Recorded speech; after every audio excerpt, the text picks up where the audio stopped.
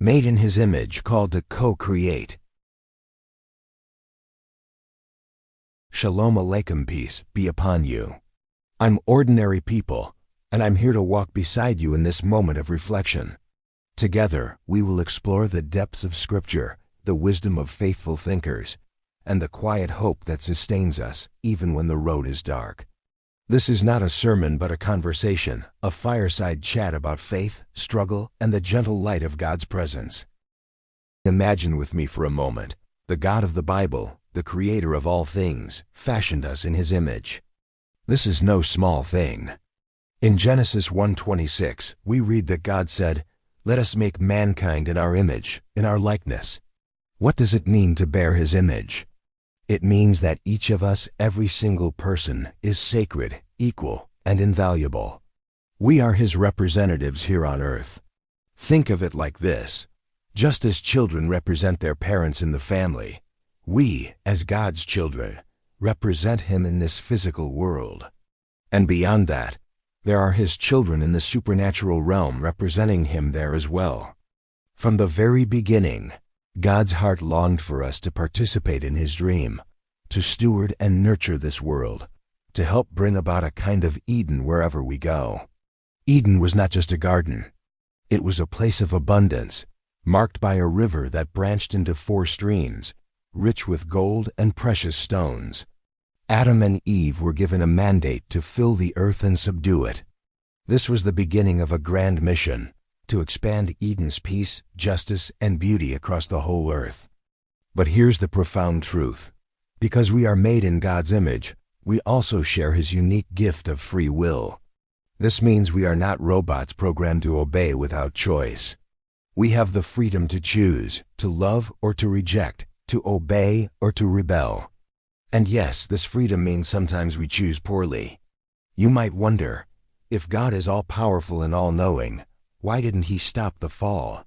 Why didn't He prevent Adam and Eve from eating the forbidden fruit? The answer lies in God's desire for genuine relationship. True love and obedience cannot be forced. They must be freely given. So God chose to give us the freedom to choose, even knowing the risks. This is not a failure on God's part. Rather, it reveals the depth of His character, a God who values authentic partnership with His creation. He invites us to join Him in restoring what was lost, to be co-creators in bringing Eden back to earth. Imagine if God had eliminated free will to guarantee obedience. Would we truly be His image bearers?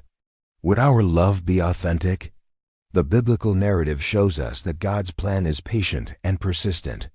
He works through our choices, even our failures, to bring about redemption. So as we face the challenges of life, loneliness, disappointment, fear, remember this: we are not alone. We are part of a divine story, invited to participate in the healing and renewal of the world. Our choices matter. Our freedom is a gift. And God's longing for us to live in His image remains steadfast. Let us embrace this calling with courage and hope.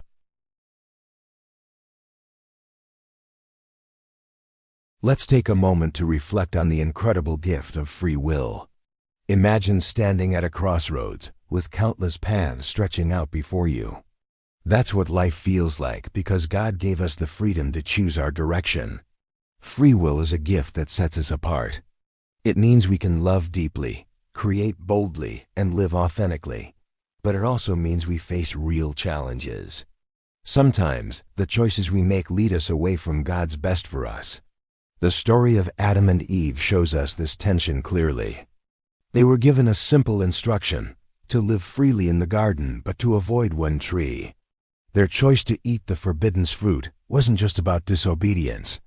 It was about exercising their freedom in a way that brought consequences. But here's the beautiful part. God's love doesn't end with our mistakes. Instead, He pursues us, offering forgiveness and a chance to start anew. The story of the Bible is a story of restoration, where free will is honored, but grace is abundant. So what does it mean for us today to be made in God's image? It means our lives matter. Our actions, our words, our choices, they all reflect who God is.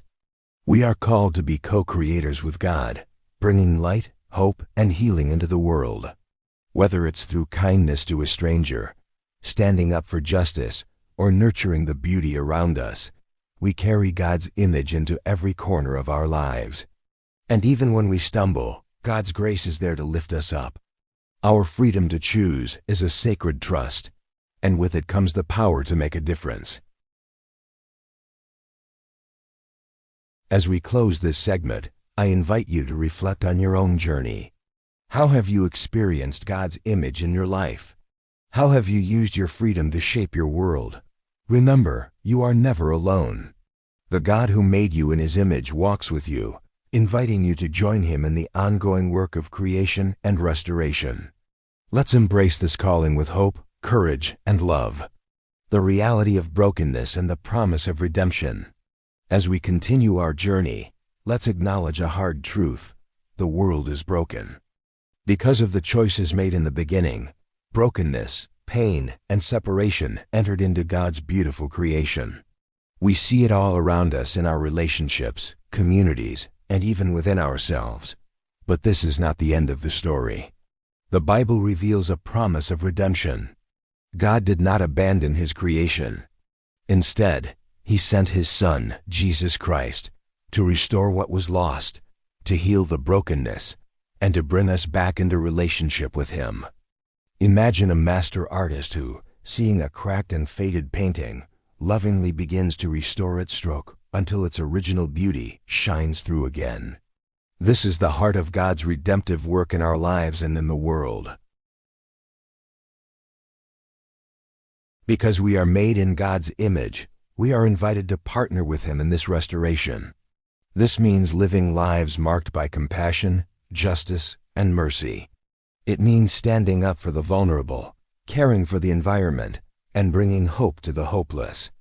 Each act of kindness, each choice to forgive, each step toward reconciliation is a brushstroke in the masterpiece God is creating. We are not passive observers, but active participants in God's ongoing story. So as we face the realities of life, let us hold fast to hope.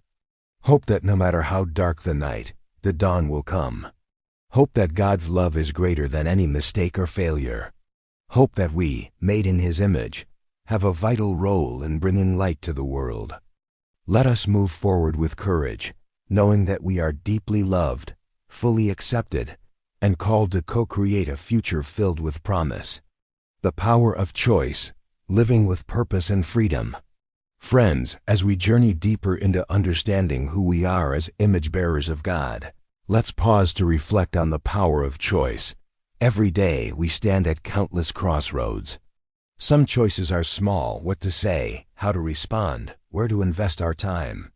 Others are monumental, shaping the course of our lives and those around us. Because we are made in God's image, our choices carry weight and meaning. They reflect the freedom God has given us and the responsibility to live intentionally. Remember, freedom is not just about doing whatever we want. It's about choosing what aligns with God's heart: love, kindness, justice, and mercy. Stories of transformation, witnessing God's work in us. Throughout history, and even today, countless stories show how lives are transformed when people embrace their identity as God's image bearers.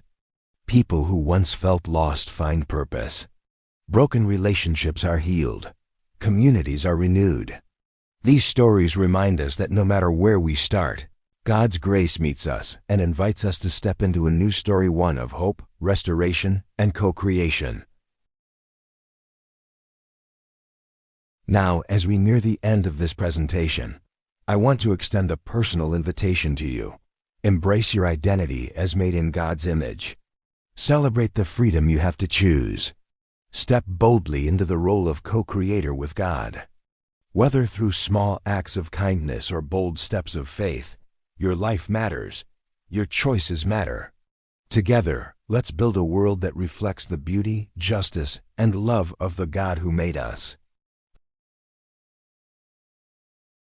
This testimony is given in a spirit of reflection and doth not presume to take the place of the Church's sacred and authoritative interpretation. If something stirred within you today, don't let it fade. Share this message with someone who might be walking through the dust right now. Reflect, resist, return. Because hope isn't passive, it's a quiet, courageous choice. And you're not alone in making it. Let the light speak. Let grace lead. Come home. See you in the next Bible reflection. God bless you.